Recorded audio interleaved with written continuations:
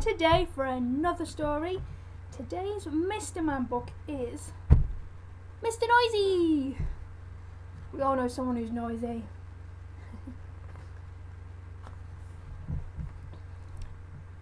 Mr. Noisy was a very, very noisy person indeed. For example, if Mr. Noisy was reading a story to you, he'd be shouting at the top of his voice. And at the top of Mr. Noisy's voice is a very loud place indeed. You can hear it 100 miles away.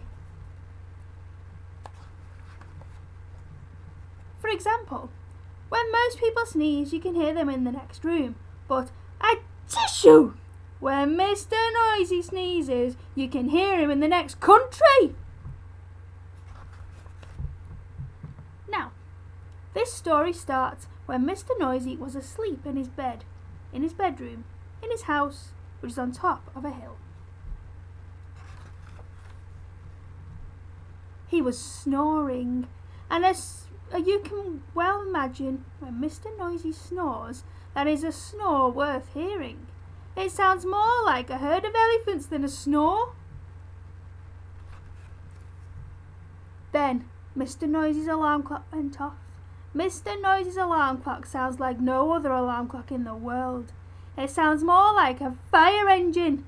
Mr. Noisy woke up, and so too did all the people who lived in Wobbletown, which is at the bottom of Mr. Noisy's hill. Later that day, Mr. Noisy decided that he had to go shopping. He went out of his house, shutting the door behind him. Bang! The door wobbled. The house wobbled. The whole hill wobbled. Wobbletown wobbled. Even a bird flying high above wobbled. His feet.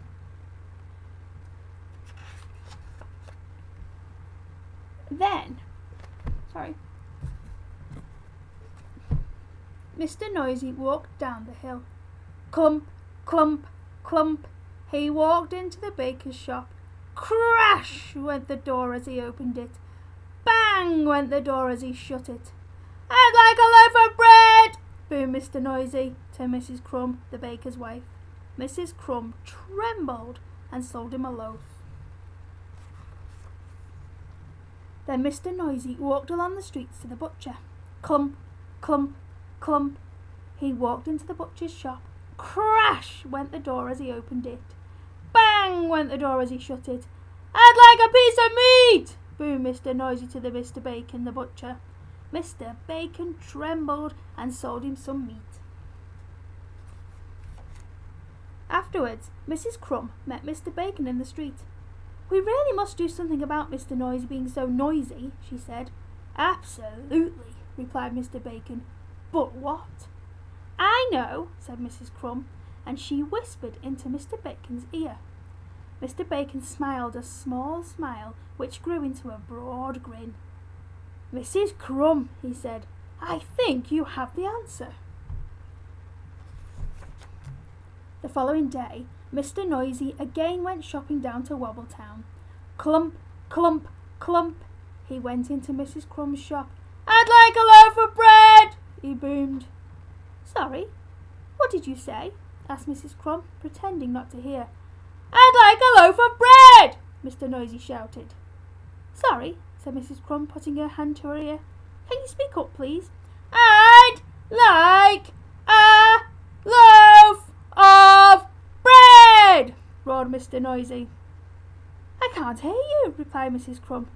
Mr. Noisy gave up and went out. Mr. Noisy went into Mr. Bacon's shop. I'd like a piece of meat, he boomed. Mr. Bacon pretended not to notice. I'd like a piece of meat, Mr. Noisy shouted. Did you say something? Asked Mr. Bacon.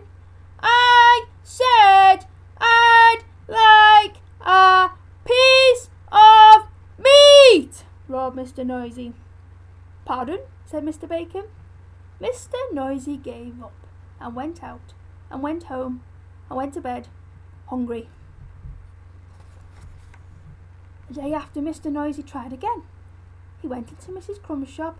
I'd like a loaf of bread, he boomed. A what? asked Mrs. Crumb. Mr. Noisy started shouting at the very top of his voice, "A loaf of—" And then he stopped. And then he thought. And then he said quietly, "I'd like a loaf of bread, please, Mrs. Crumb." Mrs. Crumb smiled. "Certainly," she said.